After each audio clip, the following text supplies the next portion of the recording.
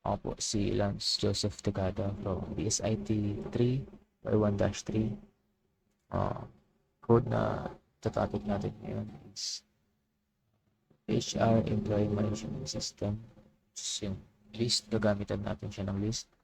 Meron tayo ditong current employees, si Lex, si Karel, si Senyo, si Step, saka si Lamau. So, print current employees. So, ito yan. Gagamitan natin na first is at append.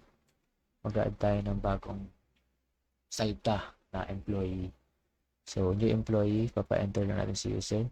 Enter the name of the new employee to add.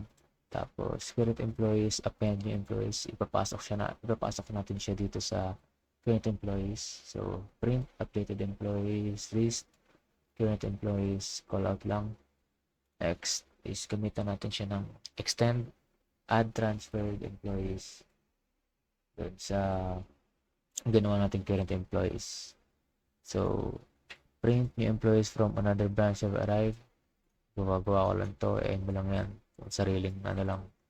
So, transferred employees natin is si Ray, si Josh, Christian, si Luis, si DR4, Dra, and si Sho. So, current employees, extend transferred employees, print all employees combined. Pagkasamahin lang natin yan. Yung, etong si Lex, Carol, Lucinyum, Steg, Lamau, tsaka yung sino man yung inad natin. Tsaka, samahin natin siya kasama tong si Rave, si Josh, si Christian, si Luis, Dra, DR4, or si Sho. Yan. Tapos, next, insert, add someone to a specific position. Yun yung kailangan. So, mag-enter ng name ng employee na gustong ilagay sa second position. Bahala ng si user kung sino man yung ilalagay niya doon. So, print after inserting the second position, current employee, malilipat na siya doon kung sino man yung pinili yung name na malipat sa second position, mapupunta siya ron. Next, remove. Tatanggalin natin yung employee na nag-resign, kung sino man yun. So, enter the name of the employees who resigned. Si user na ulit bahala kung sino. If remove in current employees, remove name, print, remove name, must be. Kung sino man na-remove nyo, lalabas dito as has been removed from the list. Else, employee is not found kapag wala dun sa list yung in-input nyong user or name. Ang input niya is employee not found, and i-update niya yung papakita rin niya yung updated employee list kung sino man yung natanggal doon or what. Next is pop. Sa pop naman, tatanggalin lang natin yung last na temporary employee. So, processing temporary contracts, pala din yan. If current employees daw, remove employee is equals to current employees pop. Kung sino man yung nasa dulo, matatanggal siya. Ang reference is contract ended for. Ayun nga, kung sino nasa dulo, matatanggal siya. So, else, no employees to remove. Remaining employees, kung sino man yung naiwan dun sa list, yun ipiprint. Next, clear accidental test list. So, yun yung nasa requirement na kailangan gawin. So, ang nasa laman ng list natin, ang accidental list natin is si Haha, si XT, tsaka si Ha.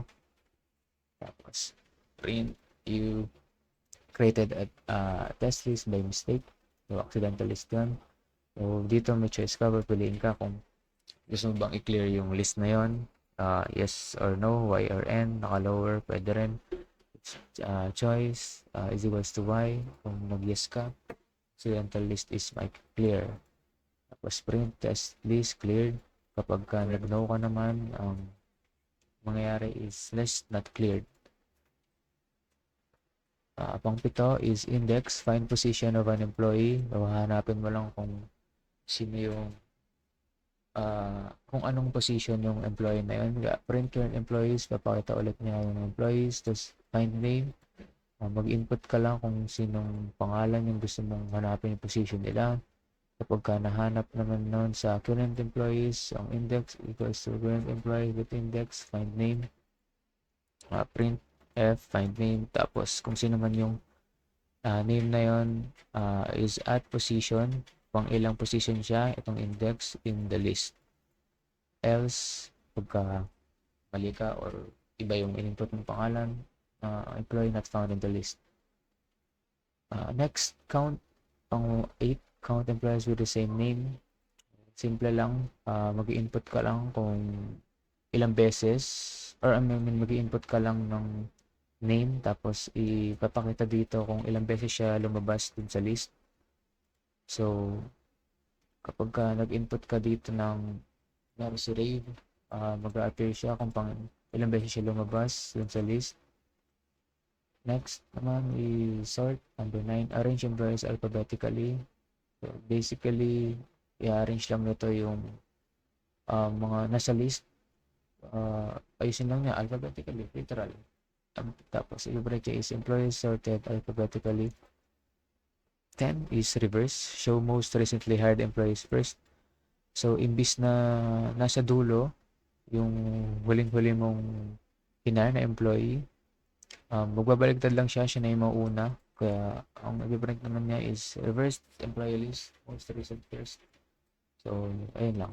Next is 11, last, yung copy. Create a backup, yung kung ano man yung list na ginawa mo. So, basically, backup lang siya.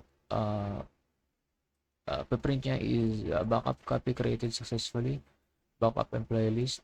Ito yun, backup employees equals to current employees copy. Ilagay mo lang ng copy para makopya yung list na ginawa mo. So, basically, that's it. And then, ito pa pala, yung add, edit, saka delete options. Kapag true, print is HR options. Print 1, add employee, edit, delete, view employee list, then exit. So, choice, mamili ka lang dito sa 1 to 5. So, kapag 1 pinili mo, mag-add ka ng employee. Tapos, ipiprint niya yung pangalan ng employee na inad mo, and then has been added successfully. Kapag pinindot mo naman is 2, mag-edit ka. So, yung edit mo lang yung pangalan ng gusto mong i-edit, old name, and current employees, papalitan mo lang sila ng pangalan. Sabay mag-add na siya doon, and lalabas is old name, it has been changed to kung ano man yung pinalit mong name. Else, print employee not found kapag yung tinanong ka dito, enter the name you want to edit, tas wala naman dun yung name na in-input mo, ang lalabas niya is employee not found. Ito naman, next choice is 3. Mag-delete ka. So, enter mo lang yung name na gusto mong i-delete. So, kapag nahanap niya yun dun sa current employees, i-delete niya kung sino man yung name na yun, and then has been deleted. Else, pag wala ulit dun sa list, yung in-input mong name, employee not found. Pag 4, view, titignan mo lang yung current employees, o current employees. And 5 is exit, para makikita mo dun yung final employee list, i-display niya. Tapos, and then, thank you for using the HR employee management system, then break. Tapos, exit na yun ng code. So, else naman, kapag ka nag-input ka dyan ng 6, 7, 8, 9, 10, etc. Ang i-display niya is invalid option. Please choose between 1 and 5. So, dapat 1 to 5 to. So, namali lang ako naglagay dito. Kaya, yun. So, yun. Basically, ito lang yan. Code. And then, here's the output. Ayan.